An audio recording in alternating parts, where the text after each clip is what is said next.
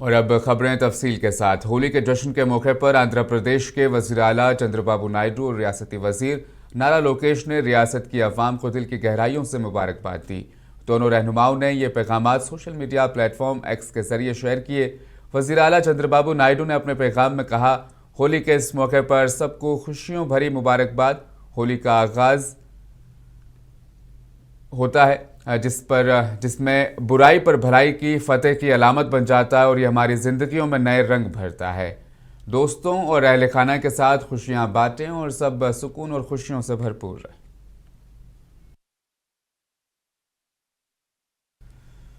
आंध्र प्रदेश के deputy chief minister पवन कल्याण ने आज सुबह रियासत के चीफ मिनिस्टर चंद्रबाबू नायडू से उनकी रिहाइशगाह पर मुलाकात की। इस मौके पर चीफ मिनिस्टर और डिप्टी चीफ मिनिस्टर ने पंचायती राज, दही तरक्की, RWS और महकमा जंगलात से मुतालिक कई अहम मसाइल पर तबादला ख्याल किया।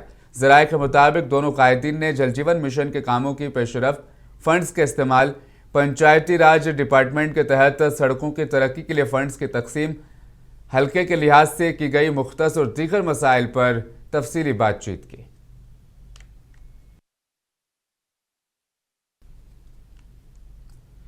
आंध्र प्रदेश के नायब वज़ीर आला पवन कल्याण ने हाथियों और जंगली जानवरों की जानिब से फसलों को नुकसान पहुंचाने और लोगों पर हमला करने के वाक़ये पर अफसोस का इजहार किया। इस सिलसिले में आज उन्होंने एक अहम प्रोग्राम अनुमान शुरू किया, जिसके ज़रिए सरहदी अजला में मुकीम लोगों को तहफ़्फ़ुज़ात फराहम करना है। साथ ही सरहदी इलाकों में फसलों को होने वाले नुकसान की भरपाई, वहां के लोगों को रोजगार की फराहमी को यकीनी बनाना है।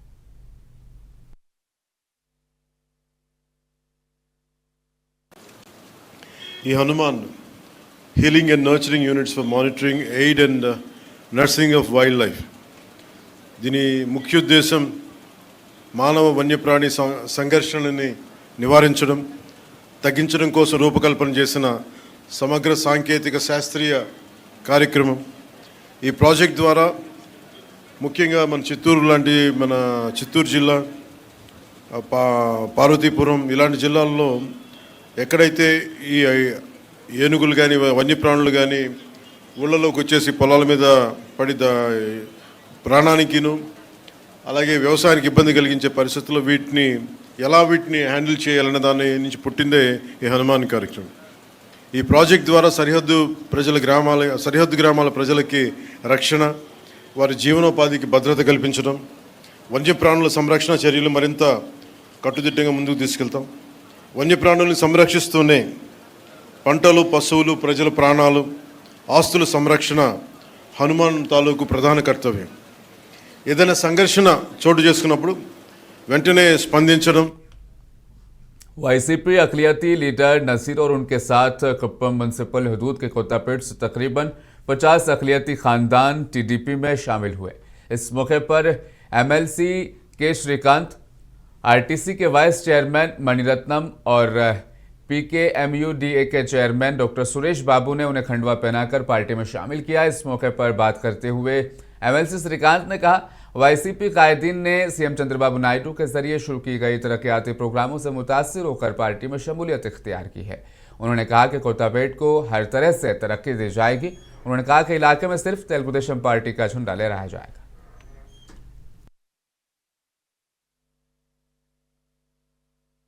కొత్తపేటలో ఒక అద్భుతమైన తెలుగుదేశం పార్టీలోకి మన నజీర్ భాయ్ గారు, వారి కుటుంబ సభ్యులు, వారితో పాటు ఎంతోమంది 50 పైచిలు కుటుంబాలు చంద్రబాబు నాయుడు గారి నాయకత్వంలో పనిచేయడానికి ముందుకు రావటం చాలా అంటే చాలా సంతోషకరం.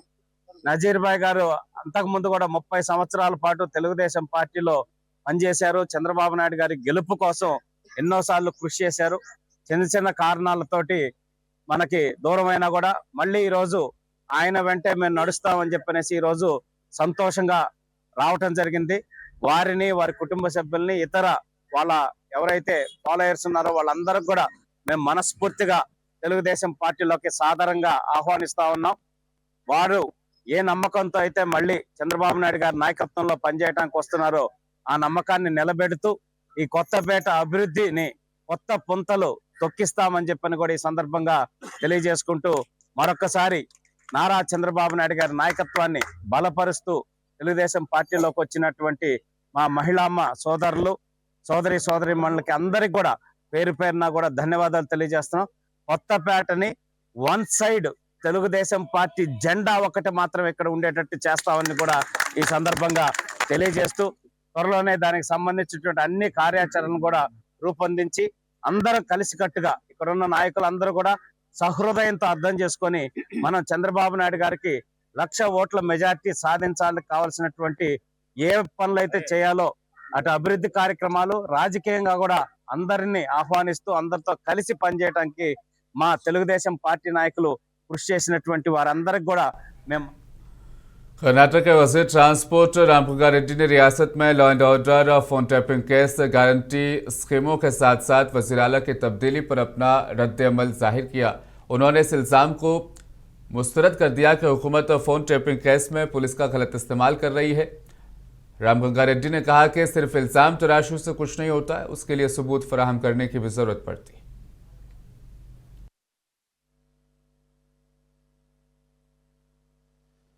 See, in Karnataka, compared to BJP regime between 19 and 23, our law and order is good. Our Home Minister monitoring very well. Just to oppose, they are in opposition, Mr. Ashok and BJP leaders. Just to oppose, they are saying law and order is good compared to BJP government. Nothing to worry. If they have any evidence, they must make allegations with evidence. These are all false allegations. Telephone tapping. I told you earlier, no, they are in opposition. Because of they are in opposition, they are opposing. Why should we track our MLAs? And intelligence people, they will do their duty. Not only our MLAs, entire state. What is happening, that is their duty, they will do. This is not according to directions of Home Minister or Chief Minister. They will do their duty, that's all. See, dinner, some common friends, they will join for dinner, lunch. What is wrong in it? Karnataka Congress के senior leader और रियासती वजीर प्रियंक खड़गे ने हिंदुस्तान की खारजा policy को शदीद तनकीद का निशाना बनाया। खड़गे ने कहा कि हिंदुस्तान इस वक्त पूरी तरह से ट्रंप के सामने झुक चुका है। प्रियंक खड़गे ने कहा कि हिंदुस्तान की खारजा पॉलिसी ट्रंप इंतजामिया के तहत बनाई जा रही है। उन्होंने कहा कि डॉक्टर मनमोहन सिंह और इंदिरा गांधी के दौर की खारजा पॉलिसी की उन्होंने सताइश की। उन्होंने कहा कि पीएम मोदी के दौर में जो उनका दौरा इजराइल हुआ था, उस पर भी उन्होंने तनकीद की। Firstly, we don't know if the Indian government is control of the foreign policy. It somehow seems like the foreign policy is completely outsourced to the Trump administration. The government of India should decide on which side they stand. What do you like to say on Iran and Israel? See, whatever it is, we had the spine, the then Prime Minister, whether it is Dr. Manmohan Singh or whether it was Srimati Indira Gandhi ji, they addressed the American press in front of their presidents and said that America was doing wrong. Where is that spine now? Where is the Prime Minister? Why is he so silent? Just day before yesterday, 3 days back, he went to Israel. So what message is he sending? And he met Trump and he met the president of Israel, and still he remains clueless about all this. And they call him. इस दौरान Iran के बहरान पर कर्नाटक कानून साज council के रुकन सीटी रवि ने कांग्रेस पर तनकीद करते हुए कहा कि उनकी हुकूमत ने हमेशा खारजा पॉलिसी जो उनकी थी वो मुल्क के लिए नहीं बल्कि सियासी फ़ायदा हासिल करने के लिए बनाई गई थी और उसका इस्तेमाल होता था। उन्होंने कहा कि वज़ीर आज़म और बीजेपी ने हमेशा मुल्क और कौम के फ़ायदे को देखते हुए खारजा पॉलिसी बनाई। ये कांग्रेसियों ने हमेशा राष्ट्र के लिए एक्सटर्नल अफेयर्स पॉलिसी नहीं बनाया, केवल उसको पॉलिटिकल फ़ायदा उठाने के लिए वो राष्ट्र को उपयोग किया। वो लोग एक्सटर्नल पॉलिसी को, विदेशांग नीतियों को उस पार्टी को फ़ायदा उठाने के लिए उपयोग किया। उसके वजह से वो कांग्रेसियों को थोड़ा तकलीफ़ है।